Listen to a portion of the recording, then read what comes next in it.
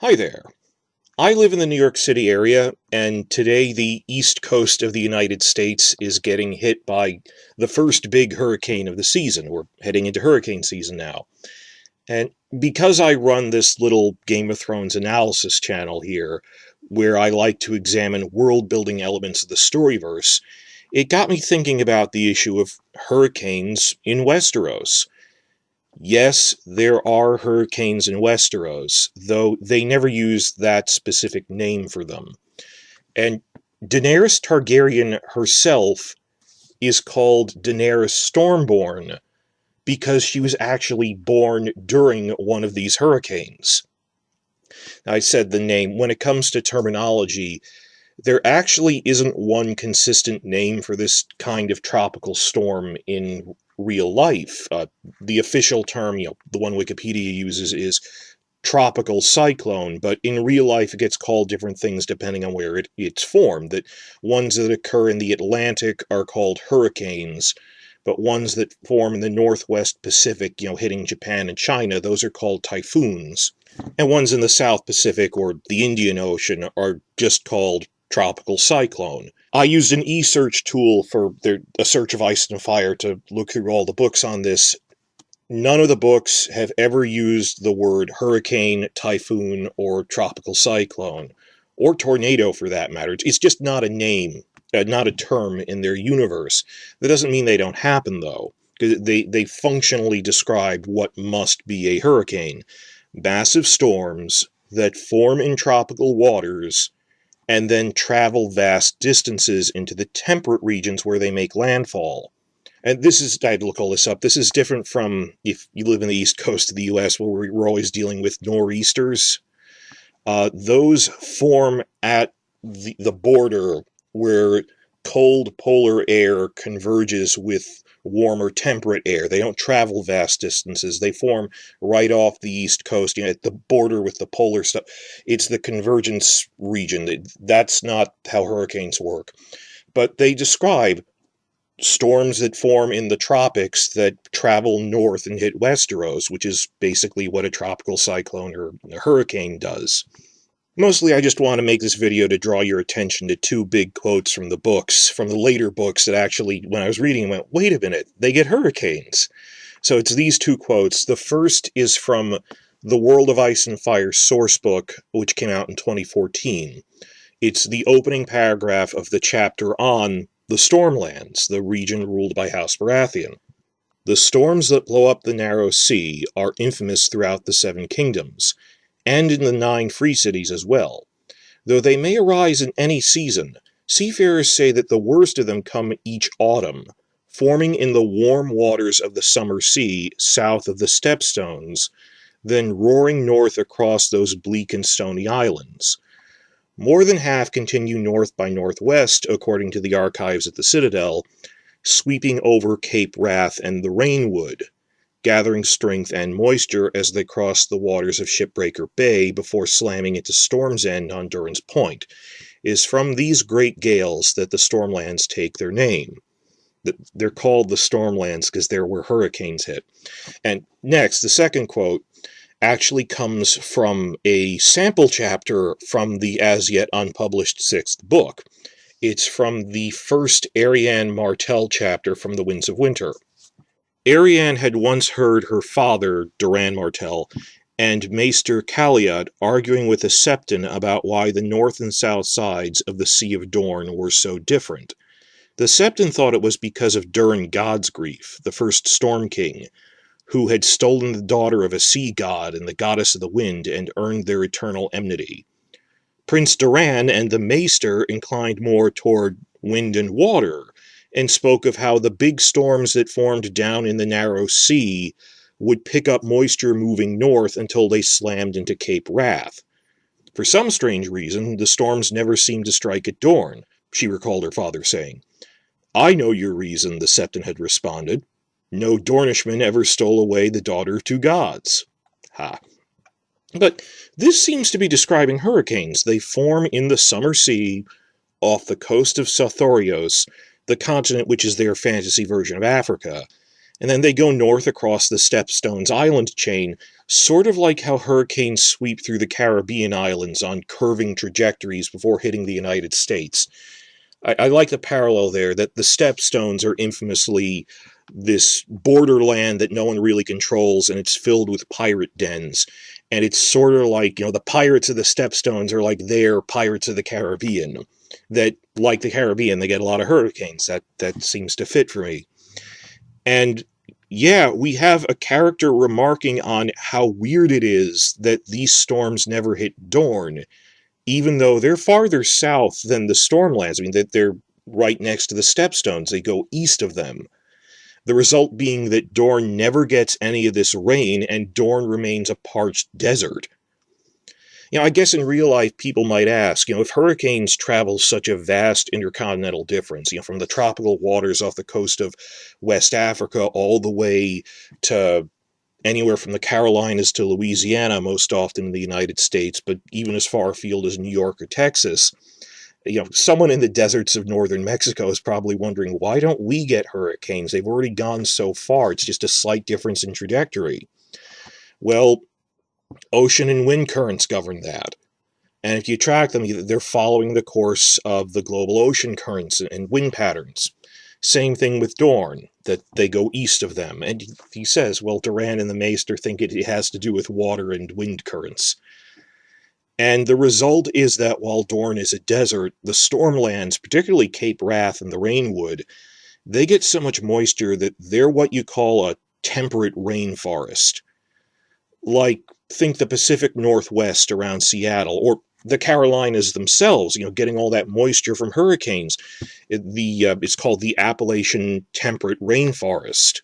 How lush all the undergrowth is there. The distinguishing features has a lot of ferns growing in it. Ferns don't really grow wild where I am that much, but you see images of forests in the Carolinas. That's what the Rainwood is like. I had to look this up for Europe, but if you're in Europe here, an example would be, well, the coastal areas they tend to be Celtic regions like Brittany in France, all of Ireland, Western Scotland, places that sometimes get hit with hurricanes, or just the remnants of them, storms coming in off of the ocean. And if you've read through these, and they're free online, that the second sample chapter for Arianne Martell from The Winds of Winter actually shows her traveling across the Rainwood, overland through Cape Wrath, and it's just great description of this lush, old-growth forest, but there's ferns everywhere, there's wild weirwoods, there's a dozen kinds of trees in it, it's so overgrown, and there's caves that the children of the forest used to live in. It just feels like a place of adventure, but check those sample chapters out if you haven't already. So there's this issue of they get hurricanes, they come through the Stepstones and hit the Stormlands, and due to various currents, they don't hit Dorne. All this ties back into Daenerys Targaryen, as I said. That while they used to say most of the time, it's like, well, the hurricanes tend to hit the Carolinas a lot, but today one went up the entire coast, and every couple years, 10 to 15 years, New York area gets a pretty big one.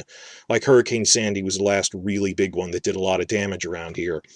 That every once in a while, a hurricane goes farther north. He says like half the time they hit the Stormlands, but the other half of the time they go somewhere else. And Dragonstone is just north of the Stormlands. It's right nearby it. It's the ancestral home of the Targaryens. And Daenerys was born on Dragonstone Island during one of these storms. During Robert's Rebellion, her pregnant mother was sent to Dragonstone for safety, and she gave birth to her after her father died in the fall of King's Landing. And the books themselves give these two quotes. A Game of Thrones, Daenerys Chapter 1. She had been born on Dragonstone 9 moons after their flight, while a raging summer storm threatened to rip the island fastness apart. They said that storm was terrible. The Targaryen fleet was smashed while it lay at anchor, and huge stone blocks were ripped from the parapets and sent hurtling into the wild waters of the narrow sea. Her mother had died birthing her, and for that her brother had never forgiven her. Next, from the first Daenerys chapter in Book 3, A Storm of Swords. No squall could frighten Dany, though. Daenerys Stormborn she was called, for she had come howling into the world on distant Dragonstone as the greatest storm in the memory of Westeros howled outside, a storm so fierce that it ripped gargoyles from the castle walls and smashed her father's fleet to kindling. You think that was the last cruel joke of fate on these poor Targaryen exiles, that the Targaryens had lost, the Mad King's surviving son and pregnant wife fled to Dragonstone, Rhaegar's dead, the Mad King's dead, King's Landing is enemy hands, all their armies are defeated, they're on Dragonstone, which is a very strong island fortress, and they still had the royal fleet was still loyal to them, saying, well, maybe we can hold off an attack because we still control the fleet, we can at least fend off an amphibious attack. And then a freak storm came that destroyed their entire fleet at anchor. And just from the descriptions of what happened after that, at that point, all order collapsed. The garrison just fled. The servants stole everything they could carry and fled. And it just, well, that's the last straw of everything. And then just one loyalist knight took the 2 royal children and fled to Braavos. But that was the last act of it, that this hurricane struck Dragonstone, destroyed what little was left of the Targaryen fleet. They actually did explain this briefly at the beginning of Season 7 in the TV series. The episode titled Stormborn, when Daenerys has finally returned to Dragonstone, and there's a reasonably big storm going on outside, and she remarks, I was born in this very castle during a stormy night, not unlike this one, or something like that. And you know, I think it's really a failure of the TV show that they've been calling her Daenerys Stormborn in dialogue since Season 1, but they only explained on camera, why am I called Daenerys Stormborn, 7 seasons into it. And yeah, I know they do explain that in the Histories and Lore animated videos that come with Season 1 on the Blu-ray, but for the vast number of casual fans, there's so many other things that they go, oh, we're going to rename the title of the monarch on the Iron Throne. It's not going to be King of the First Men, the Rhoynar, and the Andals. It's just the First Men and the Andals, because in Season 1, they weren't sure if they'd ever see Dornish people. They weren't sure if they'd cut out Oberyn Martell in Season 4. So they said, no, we'll have to explain who the Rhoynar are. Let's leave that out. Well, by that logic, why did you leave Stormborn in spoken dialogue? When people don't even know what, or like Andal, King of the Andals, people don't know what Andals are. It's not like they explain it on camera. It's from the Histories and Lore stuff. So, you know, it's hard for me, as like I read the books first, to like, oh, she's Daenerys Stormborn, if wondering, from the perspective of an intelligent and attentive fan who was watching it TV first, were these writers adequately conveying things? Did people wonder about the Stormborn part?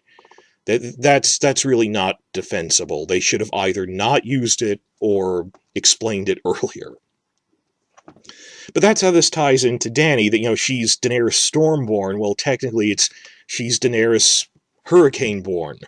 She was born during this massive hurricane.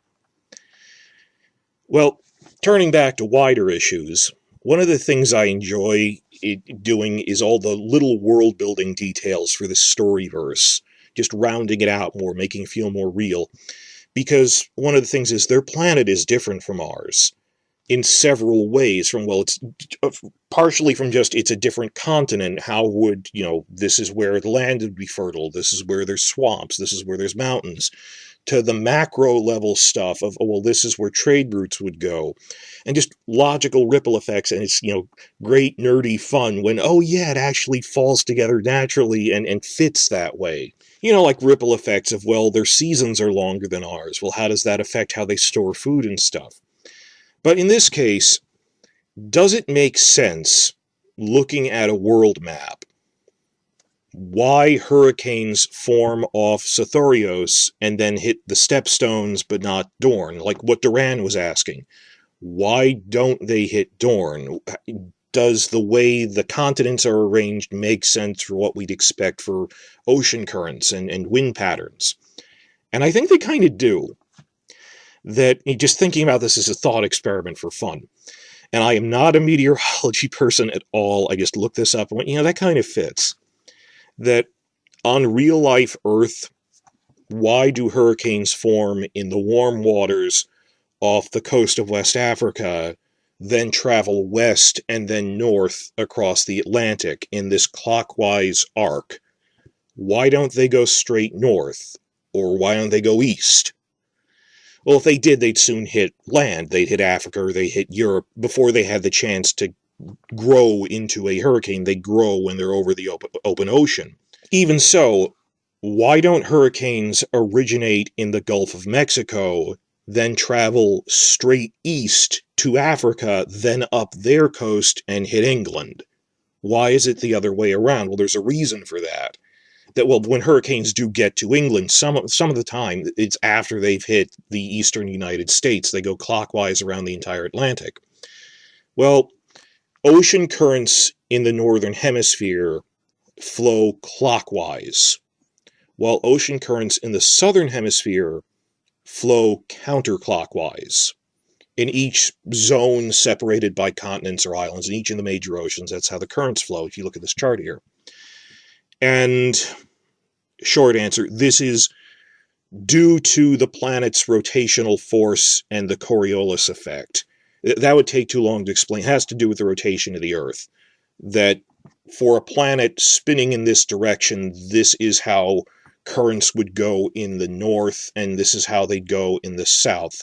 That if warm water is being pushed to cold water at the poles, it's trying to go in a straight line, but due to the rotational effect, it's being pushed at an angle, so it ends up going around in a circle like that. But it has to do with the planet's rotation.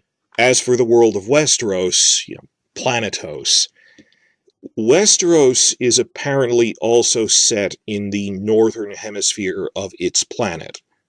Not only is it that they consider north to be where the cold polar region is, but on top of that, they say their sun rises in the east and sets in the west, just like in our world, because it's modeled on medieval Britain. So they consider cold to be north, the sun rising in the east and setting in the west. They're in the northern hemisphere, just like this. So we would expect ocean currents to flow clockwise in their part of the world, just like in the North Atlantic. And yes, apparently they do. There's been some mention. I just looked this up for world building purposes, for wiki details, obscure stuff, of, like, how do their ocean currents flow? Because it affects trade routes. Trade routes affect which cities are the most powerful, which ones can afford the largest armies. So why am I obsessing over ocean currents? It affects trade, and trade affects war. So, and I'm a nerd for all the world building. I love it. So they mention a couple of times that the trade routes going east to Yiti, which is their fantasy version of China, the trade routes around the Jade Sea, where Yiti is located, the trade routes run clockwise. They mention that you start out going, there's this island called Merak that separates the entrance to it, and you go through these straits near Karth to get there, that you don't go to Yiti by going through the southern straits, that the ocean currents flow east through the northern straits. So you go to Yiti by passing Karth. But instead of going back the way you came, you have to go in a clockwise direction around the entire Jade Sea, and then come out the southern straits. And apparently then they hug the coast of SOTHORYOS. In the Valyria prequel, they were setting up that there were powerful trade cities like Zamatar on the coast of SOTHORYOS, because, well, they're the southern version of Karth, that they're coming back on the other part of this clockwise circle. But the books themselves have said the Jade Sea, it goes clockwise. Not that they use the word clockwise, because they don't have clocks, but that's the direction it goes in. And another hint of this, which is another thing that really made me want to make this video that ties in with this, is in the recent Fire and Blood prequel book, when it talks about the voyages of Alyssa Farman and her expedition into the Sunset Sea. Shout out that a part of what reminded me of this, other than the hurricane happening today, is Red Team Review and Preston Jacobs were doing their read-through analysis of Fire and Blood, and like 2 days ago they posted their own analysis of the Alyssa Farman chapter. Reminded me of this, and they mentioned me in one of their other videos, so I'm paying it back. Please check them out. You've probably already heard of them, but they're bigger channels than mine. They're really great. They really criticize the stupid things the TV show did in its later seasons, which is good to have. So, but I saw another channel doing a read-through of the Alyssa Farm and stuff recently. It reminded me that there's this little detail they establish in the Alyssa Farman chapter that she's leading this sea exploration southwest of Old Town. She wants to see if anything's west of Westeros, and all the other expeditions failed because they tried to go too far north and they ultimately ran into icebergs. So I'm going to go as far south as I can safely go, like the latitude of Old Town or the Summer Isles, then go west, which is a smarter idea. So she's a bit southwest of that. They run into storms, run into the usual white whale or a kraken or whatever it was, find some tiny, nice tropical islands. She keeps going west and is never seen again, but her other ship said, we're going to turn back for home. We're going to try to get back to Old Town. And they leave these tiny islands. And they're pretty sure that at this point, they're slightly south of the latitude of the southernmost of the Summer Isles. Looking at this map here, that they're pretty far south. And, their trade ships go to the Summer Islands and back, or to the Free Cities. Ships from Westeros rarely go this far south or in open water. Frankly, I don't think even the Summer Islanders go that far out into the Sunset Sea because there's nothing there. I mean, there's hints that the Summer Islanders have explored more of SOTHORYOS east of this, but just out in the open water of, is this the edge of the world? We don't know. No one's ever been that far west because there's nothing to head to. That they're somewhere southwest of the Summer Isles and southwest of Old Town, and they're trying to head east to the Summer Isles, and it's really difficult because they realize, wow, this far south, the wind is blowing west instead of east, that the current was against them, that the wind and the ocean currents that far south are going west, whereas farther north along the southern coast of Westeros, from Old Town to the Stepstones, it pushes you east, and they hadn't anticipated that. So that makes sense that they have to come back sometime, that just as the currents in the south of the Jade Sea curve back to flow west to complete the circle, the ocean currents in the cell west of the Summer Isles also seem to flow clockwise, because they're in the Northern Hemisphere. And basically, and this is just fanon explanation, but I think it makes sense looking at a map, just eyeballing it, I'm not an expert. I think the Summer Isles act as a big break for the larger ocean currents, much like how the Atlantic and Pacific ocean currents are separated by the Americas in the middle of them, in our Northern Hemisphere. Just eyeballing it, it seems like the big bodies of water that stretch across the tropical to temperate zones like that are the Jade Sea, the Summer Sea east of Valyria, because it's pretty narrow there, then the Summer Sea between Valyria and the Summer Isles, and then a fourth cell, circle, what have you, west of the Summer Isles of unknown size. But that being in the Northern Hemisphere, each of these seems to run in a clockwise direction. Now, just like in our Northern Hemisphere, hurricanes would be driven north by these currents, which don't go straight north, they go at an angle. The Coriolis effect and all those other things. Instead, because it's in the north, they all would go northwest, from southeast to northwest. That's just the angle that any large storm would go at. Following these clockwise patterns, you see when you have the currents drawn in, yeah, that's what's driving the hurricanes. So hurricanes forming off the coast of SOTHORYOS would indeed travel in a northwest trajectory until they hit the Stepstones, and at such an angle that they would miss Dorne to the west. It's also possible they don't go farther west because the neighboring ocean current at that point is flowing west to east from Old Town to the Stepstones. That, well, why doesn't it start curving then into Dorne? Well, there's also another current outflowing and meeting the other current at that point. It's a merger point. But if a hurricane were to hit Dorne, it would have to form farther west along the coast of SOTHORYOS than the ones that are hitting the Stepstones. And just looking at a map, okay, if something were going to hit Dorne, it would be coming from the southeast. Draw a line, because they go northwest. What's southeast of Dorne in a line? And is there open water for a hurricane to draw strength from, a really big ocean to draw more moisture from? Well, drawing a line from Dorne to SOTHORYOS, the Summer Isles are in the way, directly blocking the path between Dorne and all the hurricane birthing grounds around SOTHORYOS, which are the warmest tropical waters of the Summer Sea. So it seems like not just that the Summer Isles are acting as a breaker between these two current zones to their west and east, but also that the Summer Isles truly act as a storm break, that hurricanes can't cross them without losing all their energy. So they're essentially, the Summer Isles are blocking Dorne from getting all that rainfall. Also probably why the Summer Isles are this lush tropical paradise. They full of rainforests, they get all of that moisture there, gets dumped, and there's not as much by the time you're near Dorne. Similarly, why doesn't Old Town get hit by hurricanes from the south? Same reason. In the northern hemisphere, the ocean currents would take them on a northwest path, but once you get past the region where the Summer Isles are blocking them, they're going out to sea west of Old Town. They're harmlessly passing into the Sunset Sea by that point. There's still some unresolved questions, though.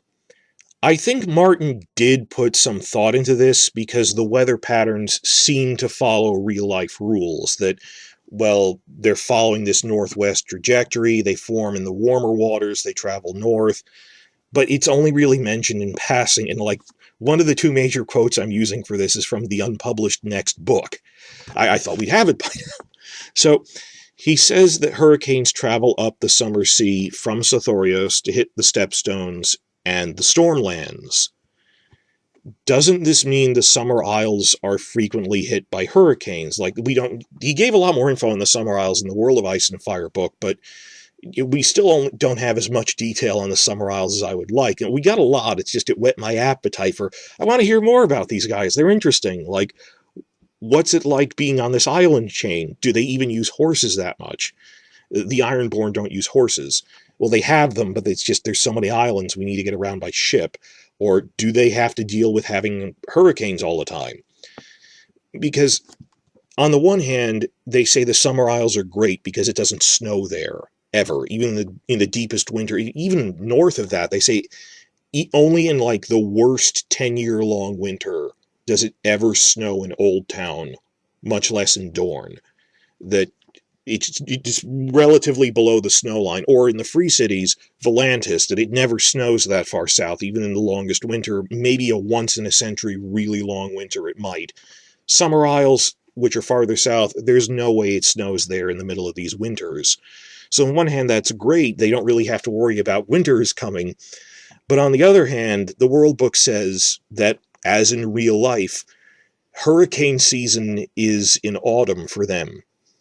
And keep in mind that a season in their world, when they say, oh, hurricane season is in autumn lasts for years for the Summer Islanders. Imagine what it's like for them. You're on the Summer Isles and they're going, oh, it's hurricane season. Well, when does that end? Like 3 years from now? I mean, imagine a hurricane season that in some cases, the 10-year-long seasons are like, they say that happens once a century, but it's like every 20 to 30 years, you'd get an autumn that lasts 5 to 6 years, uninterrupted, of just hurricane season.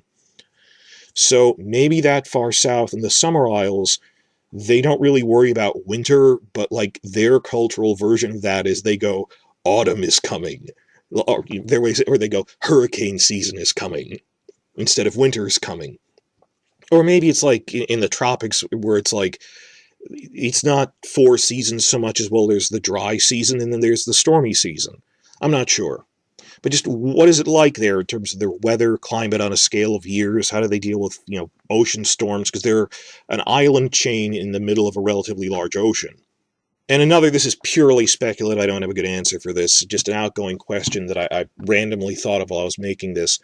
Westeros is one continent on its planet, which doesn't have an official name. The fanon name is Planetos, but Martin has said they just call it the Earth or the world. And one of the big notable differences you see right off the beginning is that Planetos experiences irregular seasons that can last for years at a time, But another interesting point of difference is that Planetos is officially bigger than real-life Earth. Martin has confirmed this. He said, it's a fantasy. I wanted to fit in as many things as I wanted, that it's not limited by the size of Earth, that it's bigger. He said he was inspired by the sci-fi stories of Jack Vance from back in the golden age of sci-fi and stuff. They did the big Earth thing. But he's also said, it's probably less dense because it's still got, like, the same surface gravity that Earth does, just whatever. It's just a fantasy. It's officially a bigger planet than Earth, but otherwise pretty much the same physically in terms of physical laws. But simply having a bigger planet with bigger oceans, wouldn't that mean you get bigger hurricanes? Because they can travel longer distances over open ocean without being stopped by islands. I remember, it was 15 years ago by this point, that old sci-fi show Stargate Atlantis, co-starring Jason Momoa, who went on to become Khal Drogo when Game of Thrones started. I went, I know him. He's from Stargate Atlantis. I follow that show. So that's what I first saw him in. Well, not going to go into this. In Stargate Atlantis, they're on this alien base on a planet in another galaxy that they're salvaging, and that's the setting of the show. And it's a mostly water ocean planet. They say there's only one continent on the whole planet, and it's only the size of Australia. And the base was this ocean base in the middle of the world ocean. So it's just this vast, uninterrupted stretch of water. And in one episode, the season 1 finale, actually, they were getting hit with this super hurricane, which was bigger than anything that could exist on Earth. And the scientist was trying to explain to everyone else, well, think about it. There's less land breaks. It's instead of, the hurricane hit Florida, but it'll be weak by the time it gets to Louisiana, or it made landfall in the Carolinas, and by the time it gets to New York, it's just the remnants of that, because it loses strength when it goes over land. He said, no, this thing just keeps circling the world ocean, getting bigger and bigger and never stopping. I mean, imagine if the Americas didn't exist, and it was just ocean from West Africa to China, or if Mexico wasn't there, that a hurricane could just go in a straight line in the tropics, never losing momentum like that. So that's a big example. You say, we're on a world ocean. The hurricanes don't have any storm breaks. They're bigger. That makes sense. So if Planetos is officially bigger than our world, if you have hurricanes forming off SOTHORYOS, then going up the summer sea, past the stepstones and hitting the stormlands, wouldn't they be these huge super hurricanes, which we have no reference point for? They should be bigger if the world is larger. I'm not sure, because, is the summer sea the same size as the Atlantic? I'm not sure on that point. One other interesting factoid, this video is longer than I meant it to be. A hurricane did strike the Game of Thrones production while they were filming, actually, back in season 2. Appropriately, when they were filming the Renly and Stannis army camp scenes in the Stormlands. They're filming in the Stormlands. They go, wow, Catelyn Stark, it's unusual to see you here in the Stormlands. And they got hit by a hurricane. It was Hurricane Irene. And it blew away all of their tents. They had to rebuild a lot of stuff from that. It was this whole debacle. And just, how many times does a hurricane hit Northern Ireland? It was unusual they got a storm that big. And it was weird that, because the hurricane brought a lot of cold weather with it, unseasonably cold weather, that they said the whole point of Renly's army camp is we're the knights of summer, and they're carefree and lightly dressed. This isn't like later seasons where they'll be wearing heavy furs because they're starving and freezing. And the problem was they had to be dressed lightly when it was unseasonably cold. And Marjorie Tyrell, wears revealing clothing on top of that because it's supposed to be hot. And Natalie Dormer was freezing when she was filming those scenes. When her first scene, when she's next to Renly at the tournament and Catelyn Stark is introduced, I mean, if you rewatch a clip of that, you can see her breath. It's condensing from it's so cold you can see her breath when she says, "You're very welcome here, Lady Stark." And she was freezing. They had to stuff hot water bottles on her seat and in her clothes so she wasn't freezing. It was a truly miserable experience with Hurricane Irene. And the weirdest thing was, I remember that because it goes clockwise, I remember when Hurricane Irene actually hit the New York area, and I lost a couple of shingles from my fence when Hurricane Irene happened. I just went, oh, that same hurricane that hit my house. crossed the Atlantic and messed up production on season 2. So that's the clockwise storm circle in action.